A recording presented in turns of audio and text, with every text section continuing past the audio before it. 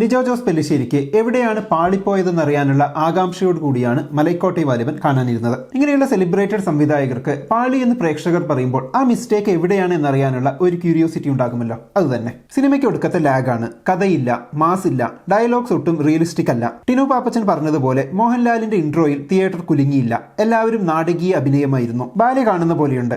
ഇതൊക്കെയാണ് സിനിമ കാണുന്നതിന് മുമ്പ് ഞാൻ സിനിമയെക്കുറിച്ച് കേട്ട കുറ്റങ്ങൾ. വിഷ്വൽസ് നല്ലതാണ് എന്നതിൽ ആർക്കും എതിരഭിപ്രായമില്ല. സിനിമയ്ക്കെതിരെ ഡീഗ്രേഡിംഗ് നടക്കുന്നുവെന്നും അതല്ല ഭൂരിപക്ഷ പ്രേക്ഷകർക്ക് ഇഷ്ടപ്പെടാത്തതാണ് കാരണമെന്നുമുള്ള രണ്ട് തരത്തിലുള്ള അഭിപ്രായങ്ങളും സിനിമയ്ക്ക് ശേഷം വന്നിരുന്നു. അതിനിടയ്ക്ക് സിനിമയെക്കുറിച്ചുള്ള ഒരു ഇന്റർവ്യൂവിൽ not everybody's cup of tea എന്ന പ്രയോഗം തനിക്ക് ഇഷ്ടമല്ലെന്നും അത് ചിലർ എന്തോ വലിയ സംഭവം, മറ്റുള്ളവർ അത്ര പോരാ എന്നൊരു ചിന്തയുടെ പുറത്തുനിന്ന് വരുന്നതാണെന്നും സിനിമയുടെ സംവിധായകൻ പറയുന്നത് കേട്ടു. സത്യത്തിൽ ഈ സിനിമയുടെ കഥ അത്ര കോംപ്ലിക്കേറ്റഡ് സാധനമൊന്നുമല്ല. സംവിധായകൻ പറഞ്ഞതുപോലെ ആർക്കും മനസ്സിലാക്കാൻ പറ്റുന്ന സിമ്പിൾ കഥയാണ്. ഒരു ഗുസ്തിക്കാരൻ പല നാടുകളിൽ ചെന്ന് അവിടുത്തെ പ്രധാന മല്ലന്മാരെ തോൽപ്പിക്കുന്നു. അതിനിടയ്ക്ക് ഒരു പന്തയം വെച്ച് ഒരു പ്രൊഫഷണൽ കോൺഫ്ലിക്റ്റും അതിനുശേഷം വ്യക്തി ജീവിതത്തിലെ ഒരു പേഴ്സണൽ കോൺഫ്ലിക്റ്റും ഏതൊരാൾക്കും മനസ്സിലാകുന്ന സിമ്പിൾ കഥ. എനിക്ക് തോന്നിയത് അവിടെയാണ് സിനിമയും പ്രേക്ഷകരും തമ്മിൽ ഒരു പ്രശ്നമുണ്ടായത് എന്നാണ്. തികച്ചും കോംപ്ലക്സ് ആയ, ഇതുവരെ അങ്ങനെ അധികം കണ്ടിട്ടും കേട്ടിട്ടുമില്ലാത്ത കഥ. ഉദാഹരണത്തിന് നൻപകൽ നേരത്ത് മയക്കം, ഈമായവ് പോലുള്ളവ ഇന്റലക്ച്വൽസ് അഥവാ സോ കോൾഡ് കലാമൂല്യമുള്ള സിനിമയുടെ ആരാധകർ ഏറ്റെടുക്കും. പക്ക കൊമേഴ്ഷ്യൽ ടൈപ്പ് കഥ. ഉദാഹരണത്തിന് ആമീൻ, അങ്കമാലി ഡയറീസ് പോലുള്ളവ ഡിഫറെന്റ് ട്രീറ്റ്മെന്റ് ആണെങ്കിൽ പോലും സാധാരണ പ്രേക്ഷകർ ഏറ്റെടുക്കും. എന്നാൽ ഡബിൾ ബാരൽ, മലൈക്കോട്ടെ വാലിബൻ പോലുള്ള സിമ്പിൾ അതേസമയം എൻറ്റയർലി ഡിഫറെന്റ് ട്രീറ്റ്മെന്റ് ഉള്ള സിനിമകൾ ഈ രണ്ട് കൂട്ടരും ഏറ്റെടുക്കില്ല. അതിനൊരു ടാർഗറ്റ് ഓഡിയൻസ് ഉണ്ട്. അവരല്ല ആ സിനിമ ആദ്യം കാണുന്നതെങ്കിൽ സിനിമയുടെ ഗതി ദയനീയമായിരിക്കും. ചുരുക്കി പറഞ്ഞാൽ not everybody's cup of tea എന്നത് ഒരു യാഥാർത്ഥ്യമാണ്. സിനിമയുടെ അനാലിസിസ് വീഡിയോ ആണ്, സ്പോയിലേഴ്സ് ഉണ്ടായിരിക്കും. എനിക്ക് പേഴ്സണലി വാലിബൻ വളരെയധികം ഇഷ്ടപ്പെട്ടു. വാലിബൻ ഇഷ്ടപ്പെടാൻ വലിയ ഇന്റലക്ച്വൽ ആകേണ്ട ആവശ്യമൊന്നുമില്ല.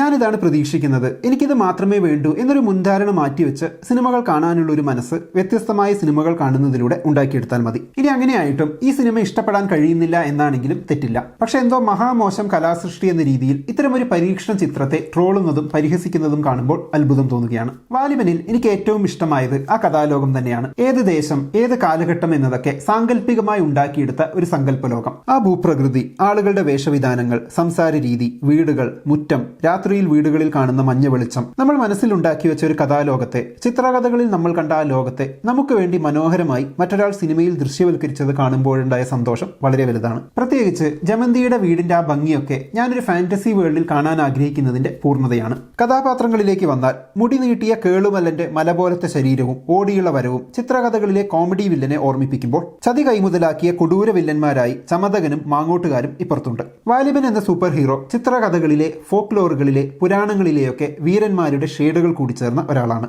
ഇടയ്ക്ക് കർണനെയും മറ്റു ചിലപ്പോൾ വിക്രമാദിത്യനെയും ചിലപ്പോൾ അർജുനനെയും ചിലപ്പോൾ ഭീമനെയും ഒക്കെ ഓർമ്മിപ്പിക്കുന്ന ഒരു കഥാപാത്രം. വിക്രമാദിത്യന്റെ കഥകൾ വായിക്കുമ്പോൾ എനിക്ക് തോന്നിയിട്ടുണ്ട്, ഓരോ നാട്ടിലും ചെന്ന് അവിടെയുള്ള ഏതെങ്കിലും വില്ലന്മാരെ തോൽപ്പിച്ച് അവിടെയുള്ള രാജകുമാരിയെ സ്വന്തമാക്കി ഇങ്ങനെ പോകുന്നത് കുറച്ചു കഴിയുമ്പോൾ ബോറടിക്കുന്ന ഒരു ഏർപ്പാടില്ലേ എന്ന്. വാലിബനിൽ വാലിബൻ അങ്ങനെ ചുറ്റിത്തിരിയാൻ വിധിക്കപ്പെട്ട ഒരു കഥാപാത്രമാണ്. എന്നാൽ ആ വിധിയിൽ അയാൾക്ക് സങ്കടമുണ്ട്. എഴുതപ്പെട്ട സൂപ്പർ ഹീറോ ചരിത്രത്തിൽ നിന്ന് മാറി നടക്കാൻ ആഗ്രഹിക്കുന്ന, കുടുംബവുമായി ഒരു സ്ഥലത്ത് തന്നെ ജീവിക്കാൻ ആഗ്രഹിക്കുന്ന ഒരു സാധാരണ മനുഷ്യനെ ഒരു ചിത്രകഥയുടെ വൺ ഡയമെൻഷണൽ കഥാപാത്രത്തിനുള്ളിൽ കാണാനുള്ള ഒരു ശ്രമം വാലിബനിൽ ഉള്ളതുപോലെ തോന്നി. അടുത്ത പാട്ടിലേക്ക് പോകുന്നതിന് മുമ്പ് ചെറിയൊരു പ്രൊമോഷൻ ഉണ്ട്. മലൈക്കോട്ടെ വാലിബൻ ചിത്രകഥകളെ ഓർമ്മിപ്പിക്കുന്ന തരത്തിലുള്ള ഒരു സിനിമയാണല്ലോ. വിഷ്ണു ശർമ്മയുടെ പഞ്ചതന്ത്ര കഥകൾ ഇപ്പോൾ നിങ്ങൾക്ക് കുക്കു FM-ൽ കേൾക്കാൻ കഴിയും. കുക്കു FM-ൽ ഞാനിപ്പോൾ കേട്ടുകൊണ്ടിരിക്കുന്നത് MTയുടെ മഞ്ഞാണ്. ജോൺസൺ മാഷിന്റെ മ്യൂസിക്കിൽ ആർട്ടിസ്റ്റ് തങ്കമണിയുടെ ശബ്ദത്തിൽ MTയുടെ മഞ്ഞ് കേട്ടിരിക്കാൻ നല്ല രസമുണ്ട്.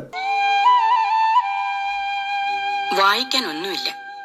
കട്ടിലിൽ കിടന്ന് കൈയെത്തിച്ചാൽ കിട്ടാവുന്ന അകലത്തിൽ വെച്ച റേക്കിൽ അടുക്കില്ലാതെ കൂടിക്കിടക്കുന്നുണ്ട് പുസ്തകങ്ങൾ. ഡ്രൈവ് ചെയ്യുമ്പോഴും കുക്ക് ചെയ്യുമ്പോഴും വർക്ക്ഔട്ട് ചെയ്യുമ്പോഴും ഒക്കെ ഓഡിയോ ബുക്സ് കേൾക്കുന്നത് ഒരു ശീലമാക്കുന്നത് നല്ലതായിരിക്കും. കാരണം നല്ല ബുക്സ് കേൾക്കുന്നത് പേഴ്സണൽ ഗ്രോത്തിന് നമ്മളെ സഹായിക്കും. ഉദാഹരണത്തിന് പണത്തിന്റെ ഉപയോഗത്തിന്റെ സൈക്കോളജി മനസ്സിലാക്കി തരുന്ന ദ സൈക്കോളജി ഓഫ് മണി എന്ന പുസ്തകം കേട്ടത് തീർച്ചയായും എനിക്ക് ഹെൽപ്ഫുൾ ആയിട്ടുണ്ട്. ഞങ്ങളുടെ MA200 എന്ന കോഡ് ഉപയോഗിച്ചാൽ നിങ്ങൾക്ക് കുക്കു FM-ൽ 50% ഓഫർ കിട്ടും. അതായത് വെറും 49 രൂപയ്ക്ക് ഹൈ ക്വാളിറ്റിയുള്ള ഒരുപാട് ഓഡിയോ ബുക്സ് കുക്കു FM-ൽ നിങ്ങൾക്ക് കേട്ടാസ്വദിക്കാൻ കഴിയും. താല്പര്യമുള്ളവർ എന്തായാലും കുക്കു FM ആപ്പ് ഉപയോഗിച്ച് നോക്കുക.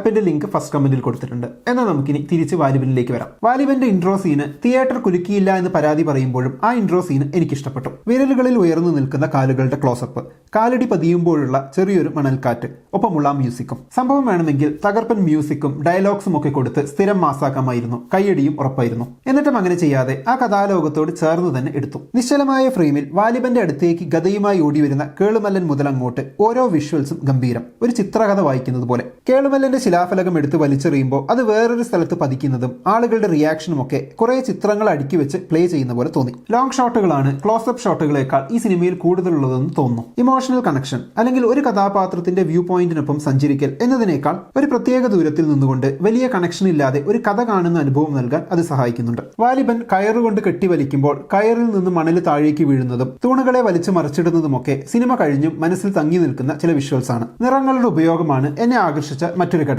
ചുവപ്പ്, മഞ്ഞ, നീല രാശികളുള്ള ഫ്രെയിമുകൾ പല ഇമോഷൻസിനെയും ഇവോക്ക് ചെയ്യുന്ന പോലെ തോന്നി. പാട്ടുകളാണ് മറ്റൊരു വലിയ ആകർഷണം. സിനിമയുടെ ലോകത്തോട് ചേർന്ന് നിൽക്കുന്ന പാട്ടുകളാണ് അവസാനത്തെ ബെല്ലി ഡാൻസ് ഒഴിച്ച് മറ്റെല്ലാം. റാക്ക് പാട്ടിന്റെ വിഷ്വൽസ് ഹിപ്നോട്ടൈസിംഗ് ആയി തോന്നി. ഫൈറ്റ് സീൻസ് വേണമെങ്കിൽ കുറച്ചുകൂടി മാസാക്കി കോരിത്തരിപ്പിക്കാമായിരുന്നു. പക്ഷെ എനിക്ക് തോന്നിയത് ചിത്രകഥകളിൽ വീരന്മാരുടെ ഫൈറ്റ് സീൻസ് വായിക്കുന്നത് പോലെയാണ് ഇവിടെ അത് കൊറിയോഗ്രഫി ചെയ്തിരിക്കുന്നത് എന്നാണ്. തോളിലെ നീളൻ തുണിത്തലപ്പ് കൊണ്ട് അങ്ങോട്ടും ഇങ്ങോട്ടും വീശിയപ്പോൾ മല്ലൻ അതിനുള്ളിൽ പെട്ട് അനങ്ങാതാകുന്നതും വായുവിൽ ഒരു കോലിന്റെ ബലത്തിൽ നിൽക്കുന്നതുമൊക്കെ അങ്ങനെയാണ് തോന്നിയത്. മെക്കാല പ്രഭുവിന്റെ മലൈക്കോട്ടയിൽ വെച്ച് നടന്ന ഫൈറ്റ് ഇത്തിരി നീളം കൂടുതലാണെങ്കിലും രസമായിരുന്നു കണ്ടിരിക്കാൻ. ഫൈറ്റിന് മുൻപ് നായകനെ തൂണിൽ കെട്ടിയിട്ട് വില്ലന്മാർ ബെല്ലി ഡാൻസ് ആസ്വദിക്കുന്നത് കണ്ടപ്പോൾ പഴയ ചില കൊള്ളസങ്കേത സിനിമകൾക്കുള്ള ട്രിബ്യൂട്ട് പോലെ തോന്നി. ഇടയ്ക്ക് 1000-ൽ-1 സിനിമയും ഓർമ്മ വന്നു. വാലിബന്റെ അച്ഛന്റെ കാൽപാദം മണ്ണിലമർന്ന സീൻ, അയ്യനാർ സ്വപ്നം കാണുന്ന സീനൊക്കെ ഗംഭീരമായിരുന്നു.